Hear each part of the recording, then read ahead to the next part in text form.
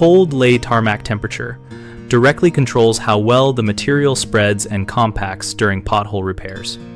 Cold lay asphalt is formulated for low temperature handling, but it still becomes stiff below freezing, so always assess the material before placing it. First, store bags indoors or next to a reliable heat source for several hours prior to use so the binder softens and the aggregate becomes workable.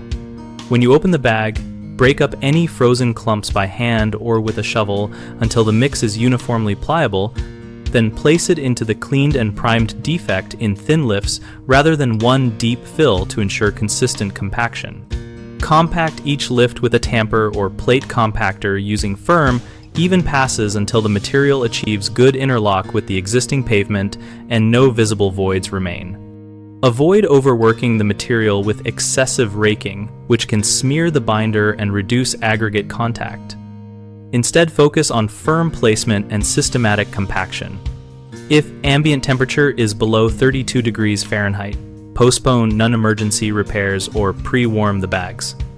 For immediate repairs, gently warm bags in the sun or in a warm room, but never heat directly with an open flame or hot surface. Common problems are using material that is too cold and failing compaction, which leads to early settlement and water ingress. The quick fix is to pre-warm bags and compact in thin lifts with appropriate equipment.